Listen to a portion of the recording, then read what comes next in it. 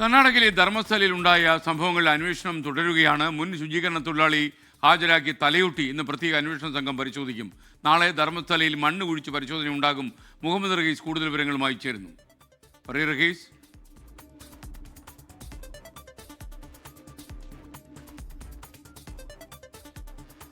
SKN ധർമ്മസ്ഥലയിലെ പ്രത്യേക അന്വേഷണ സംഘം അവരുടെ അന്വേഷണം ഏറ്റവും നിർണായക ഘട്ടത്തിലേക്ക് കടത്തിയിരിക്കുകയാണ്. അതായത് ഏറ്റവും പ്രധാനമായിട്ടുള്ളത് ഈ സാക്ഷിയായി കോടതി അംഗീകരിക്കപ്പെട്ട ശുചീകരണ തൊഴിലാളി ഇയാളുടെ മൊഴി രേഖപ്പെടുത്തുക, ആ മൊഴിയിൽ എന്തൊക്കെയാണ് പറയുന്നത് എന്നതിൻ്റെ ഒരു ക്രോസ് എക്സാമിനേഷൻ നടത്തുക, പിന്നീട് അതിന് സപ്പോർട്ടീവായിട്ടുള്ള തെളിവുകൾ കണ്ടെത്തുക എന്നുള്ളതാണ് പോലീസിൻ്റെ ഏറ്റവും നിർണായകമായിട്ടുള്ള ഒരു കാര്യം ഇതിലുള്ളത്.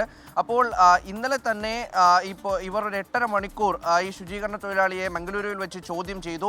അതിന് പിന്നാലെ മീറ്റിംഗ് കൂടുകയും ഇയാളുടെ മൊഴി കൃത്യമായി പരിശോധിക്കുകയും ചെയ്തു.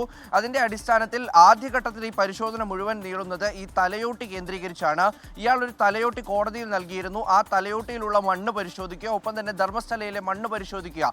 ഈ രണ്ട് മണ്ണും ഒന്നാണ് എന്ന് തെളിഞ്ഞാൽ അതിൻ്റെ കാലപ്പഴക്കവും മറ്റുമൊക്കെ ശാസ്ത്രീയമായി തെളിയിച്ചുകൊണ്ട് ഇയാൾ ആദ്യം കൊണ്ടുവന്ന ഈ തലയോട്ടി അത് ഇയാൾ പറയപ്പെട്ട സമയത്താണോ ആ തലയോട്ടി കണ്ടെടുത്തത്, അല്ലെങ്കിൽ അത്ര പഴക്കം അതിനുണ്ടോ എന്നതൊക്കെ പരിശോധിക്കുകയാണ് ആദ്യഘട്ടത്തിൽ പോലീസ് ചെയ്യുന്നത്. അതിന് പിന്നാലെ ആയിരിക്കും ഈ മണ്ണ് കുഴിച്ച് പരിശോധനയും മറ്റുമൊക്കെ നടത്തുന്നത്. അല്ലെങ്കിൽ ഇയാൾ പറയുന്ന ഈ മൃതദേഹങ്ങൾ കുഴിച്ചിട്ടു എന്ന് ഇയാൾ വെളിപ്പെടുത്തിയ ഈ സ്ഥലങ്ങളിലൊക്കെയും പരിശോധന നടത്തുന്നത് അതിനുശേഷമായിരിക്കും. പക്ഷേ എന്തായാലും ആദ്യഘട്ടത്തിൽ ഇയാൾ പറഞ്ഞതൊക്കെയും ശരിയാണോ എന്ന് ഉറപ്പിക്കാനാണ് പോലീസിന്റെ നീക്കം.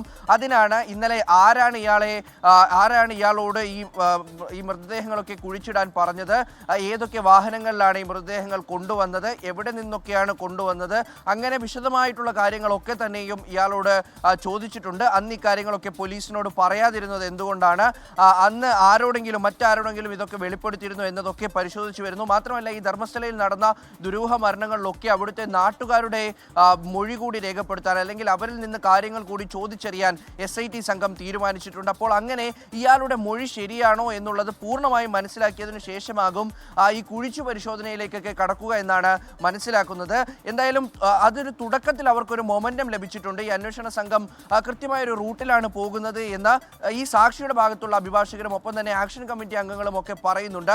ഇനിയാണ് ഏറ്റവും നിർണായകമായിട്ടുള്ള ഘട്ടങ്ങളൊക്കെയും വരുന്നത്. അവിടെയാണ് പിന്നീട് മണ്ണ് കുഴിച്ച് പരിശോധിക്കുകയും ഒക്കെ ചെയ്യേണ്ടത്. ഇന്ന് ഈ സാക്ഷിയോട് നിലവിൽ ഹാജരാകാൻ പറഞ്ഞിട്ടില്ല എന്നാണ് നമുക്ക് മനസ്സിലാകുന്നത്. പക്ഷേ നാളെയും ഒക്കെ ഇയാൾ ഹാജരാകേണ്ടി വരും. ആ ചോദ്യം ചെയ്യലും ഇത്രയൊക്കെയും തുടരും. എന്തായാലും അന്വേഷണ സംഘം എത്തി നാളെ DGP കൂടി വരുന്നതോടുകൂടി വലിയൊരു മൊമെന്റം ഉണ്ടാകുമെന്നാണ് പ്രതീക്ഷിക്കുന്നത്. SKN. മുഹമ്മദ് റഹീസ് ആണ് വിവരങ്ങൾ നൽകിയത്. ലോകത്തെവിടെയായാലും ഏത് സമയത്തും 24 വാർത്തകളും ഓഗ്മെന്റഡ് റിയാലിറ്റി പാക്കേജുകളും എക്സ്പ്ലെയിനറുകളും വിശദമായി കാണാൻ ഞങ്ങളുടെ YouTube ചാനൽ നിങ്ങൾക്ക് സബ്സ്ക്രൈബ് ചെയ്യാം.